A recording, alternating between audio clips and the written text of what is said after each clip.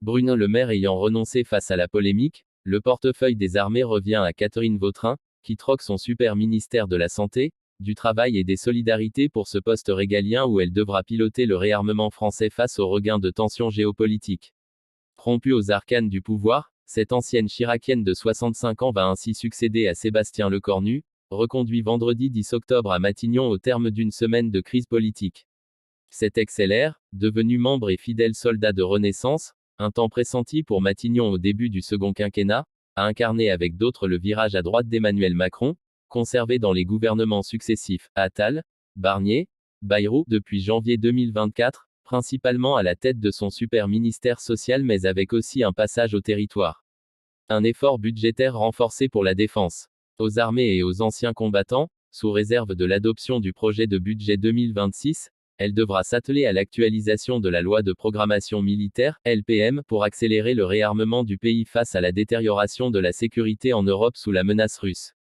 Le président Emmanuel Macron avait annoncé en juillet vouloir renforcer l'effort budgétaire pour la défense, en ajoutant des dépenses de 3,5 milliards d'euros en 2026 puis à nouveau 3 milliards de plus en 2027. Avec son homologue allemand Boris Pistorius, elle devra aussi d'ici la fin de l'année trouver un chemin pour tenter d'engager la prochaine étape du projet SCAF de futurs avions de combat européens, actuellement bloqué par les intérêts divergents des industriels des deux pays. Elle a gagné le respect dans le monde de la santé.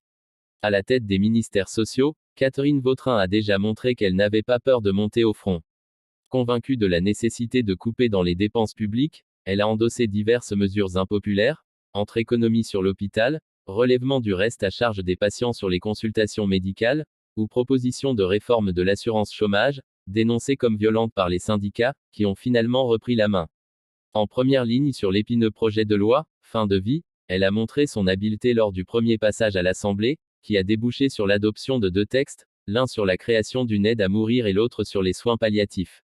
Au moment du mariage pour tous, nous avions eu des débats assez rudes, moi l'homme de gauche et elle la femme de droite, mais on s'est retrouvés autour du texte sur la fin de vie et on a bien travaillé ensemble, en confiance et en clarté.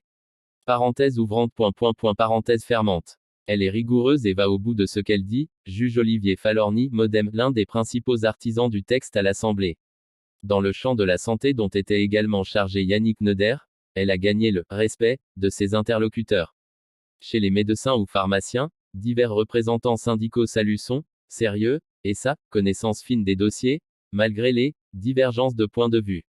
Parmi les nombreux ministres qu'on a eus, elle se détache du lot, souffle l'un d'eux. Plusieurs fois ministre sous Jacques Chirac. Catherine Vautrin a rallié la Macronie en 2022.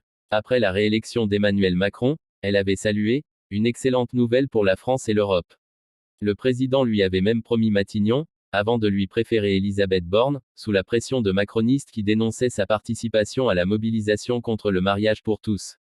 Dans le passé, elle a occupé plusieurs postes gouvernementaux sous la présidence de Jacques Chirac, secrétaire d'État à l'intégration, 2004, aux personnes âgées, 2004 à 2005, puis ministre délégué à la cohésion sociale, 2005 à 2007. Elle fut députée de la Marne à plusieurs reprises entre 2002 et 2017, avant d'être battue par une élue du parti présidentiel. Depuis 2014, elle est présidente du Grand Reims. Elle a aussi eu affaire avec la justice. Elle était trésorière de l'UMP, devenue LR, lorsqu'a éclaté l'affaire Big Malion sur les comptes de campagne de Nicolas Sarkozy.